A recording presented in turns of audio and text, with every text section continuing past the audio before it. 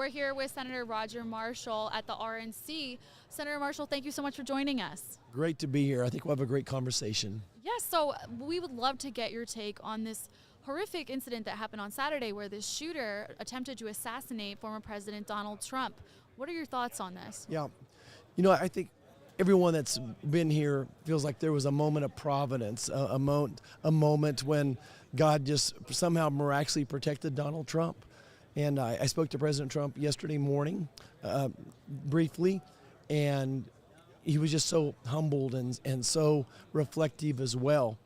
And I think that kind of spills over to all of us. Don't you feel like we're part of history today? Don't you really think there'll be a chapter in history books about what went on this week and how that's impacted the mood here at this convention and really just accelerated this moment of unity that this week's supposed to be about? Absolutely. And I saw this video last night of Trump arriving at the RNC. I don't know if you had a chance to see it, but I was so blown away by how emotional he seemed. I don't know if you got a chance to see the president last night. Do you think that this has affected him and his demeanor going forward? It has to. So I'm a physician and certainly study psychology. When someone has an event like this happen to them, a near-death experience, first of all, you're in denial. Yeah. And then you kind of usually get angry about it. But this is happening so quick to him.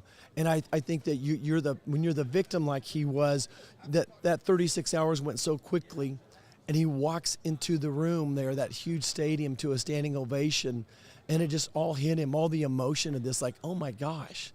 He's going to fight. He's one of the most incredible fighters I've ever seen in my lifetime. But I think that the emotion really did catch him off guard, what he was feeling. And I think that was, what I was talking about in my conversation with him earlier in the morning, that he was very reflective. He's the visionary. He's thinking about tomorrow, the next deal, all those things. And for the first time, I've kind of seen him say, well, Roger, what do you think? And much more, like I said, just slowing down a little bit. And what are God's intentions for him, for me, for us? Wow, that's so interesting. I know I did see him post on Truth Social how he believes that God literally spared his life in that moment. It was an act of God.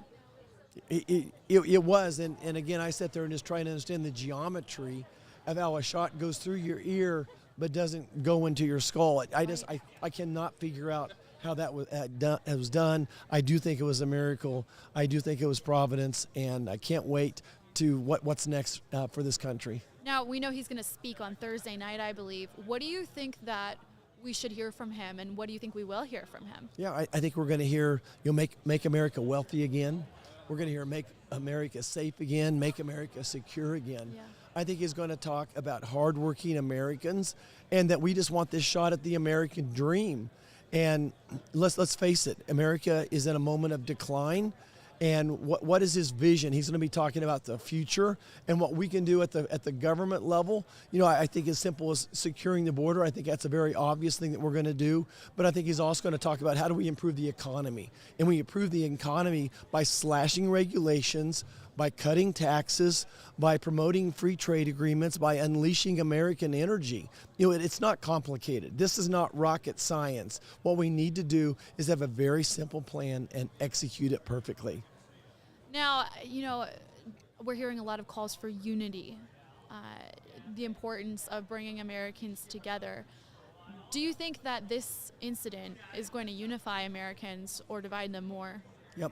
Certainly it's an opportunity to unify us, but it'll take both sides turning the temperature down a little bit. So it was very disappointing after J.D. Vance was named vice president candidate to see some of the pretty hard firing fastballs coming out of the White House, but that'll be all right. We need to do our part.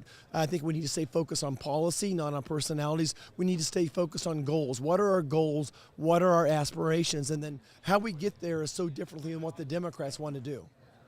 So true. Well, thank you so much, Senator Marshall. We're so grateful to you for joining us today. You're welcome. I enjoyed it. All right.